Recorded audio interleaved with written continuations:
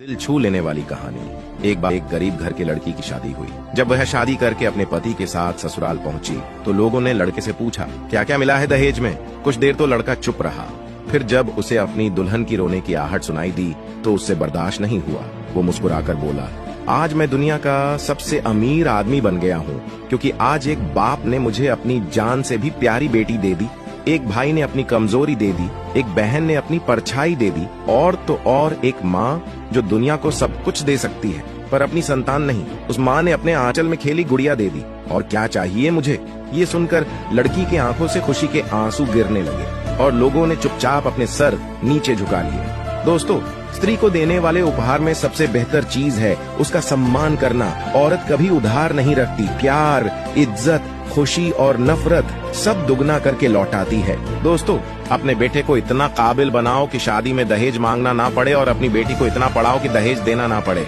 अगर सहमत है तो यस लिखे। आप भी अपने भविष्य की चिंता करते हैं तो यह कहानी जरूर सुने। एक बार यूनान का बहुत बड़ा ज्योतिषी तारों का अध्ययन करता हुआ चलते चलते कुएं में गिर पड़ा। उसकी चिल्लाने की आवाज सुन पास की झोपड़ी में सोई एक बूढ़ी औरत आई और बड़ी मुश्किल से उसे बाहर निकाला। ज्योतिषी ने बूढ़ी महिला को बहुत धन्यवाद दिया और आग्रह किया कि वह एक बार उसके घर आए और कहा कि मैं यूनान का सबसे बड़ा ज्योतिषी हूँ। सितारों के जरिए इंसान के भविष्य के बारे में की गई मेरी भविष्यवाणी कभी गलत नहीं हुई। बड़े बड़े सम्राट अपना भविष्य जानने मेरे पास आते हैं और बदले में बेशकीमती आभूषण दे जाते हैं, लेकिन मैं मुफ्त में तुम्हारा भविष्य बताऊंगा। बूढ़ी महिला हंसकर बोली, तुम्हें एक कदम आगे का कुआं तो दिखाई नहीं पड़ा और तुम मेरा भविष्य बताओगे। बेटा, सितारों की ओर नहीं, जमीन पर सामने देखकर चला करो।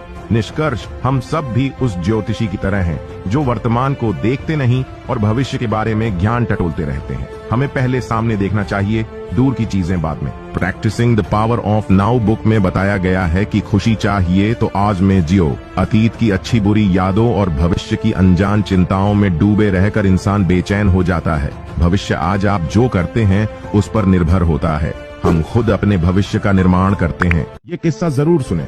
एक बार अमेरिका के एक उद्योगपति बुक खरीदने के लिए एक बुक स्टोर पर गए।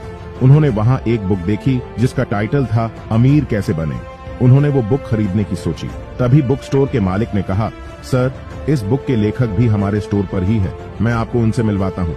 उद्योगपति ने जब उस बुक के लेखक को देखा तो बुक वापस रख दी और लेखक से मिलने के बाद दुकानदार को बोले, इस लेखक को ये बुक खुद पढ़ने की जरूरत है। मुझे इनकी हालत देखकर समझ आ रहा है कि ये आज भी पैसे के लिए स्ट्रगल कर रहे हैं, और जो खुद अब तक अमीर न बन पाया हो उसकी दी हुई सलाह सिर्फ लोगों को भटका सकती है। इसलिए मुझे ये किताब नहीं चाहिए। कड़वी सीख, जिसने खुद कुछ हासिल न किया हो, जिसने खुद कोई बात अपने जीवन में ना उतारी हो, उस आदमी की सलाह कभी मत लेना, या ऐसे व्यक्ति को अपना गुरु कभी मत बनाना। ऐसे लोग आपको अधूरा ज्ञान देंगे जिससे सिर्फ आपका समय बर्बाद होगा। बहुत ही बेहतरीन किस्सा। एक दिन रेलवे स्टेशन पर ट्रेन के इंतजार में एक बुजुर्ग बैठकर रामायण की छोटी सी पुस्तक पढ़ रहे थे। तभी उनके पास बैठे एक नए शादीशुदा जोड़े में से युवक ने कहा, बाबा, क्यों अपना समय बर्बाद कर रहे हो? इनसे आपको क्या सीखने को मिलेगा? अगर पढ़ना ही है तो अखबार पढ़ो, मैगजीन पढ़ो, और बहुत सारी चीजें हैं जो आपको दुनियादारी की बातें सिखाती हैं, व्यवहारिक ज्ञान देती है, उन्हें पढ़ो। इतने में अचानक ट्रेन आ गई। युवक अगले और बाबा पिछले गेट से ट्रेन में चढ़ गए। ट्रेन चलने के थोड़ी ही देर बाद युवक की चीखने चिल्लाने की आवाज आई, क्योंकि युवक खुद तो ट्रेन में चढ़ गया था, परंतु उसकी पत्नी ट्रेन में नहीं चढ़ पाई थी, वो नीचे ही रह गई थी।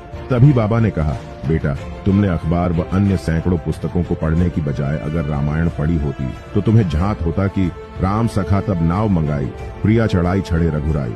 अर्थात श्री राम जी ने नाव पर चढ़ते समय पहले सीता को नाव पर चढ़ाया था, उसके बाद खुद चढ़े थे। तुम भी पहले अपनी पत्नी को ट्रेन में चढ़ाते, उसके बाद खुद चढ़ते तो तुम्हारे साथ ये घटना नहीं होती। निष्कर्ष, आज आदमी को पढ़ना तो आ गया, पर क्या पढ़ना है ये नहीं आया। जीवन तो मिल गया, पर जीना कैसे है ये नहीं आया। जो बातें हमारे ग्रंथ हमें सिखाते हैं वह आज की मॉडल पुस्तकों में नहीं। इनसे आप सिर्फ व्यवहार और दुनियादारी ही सीख सकते हैं।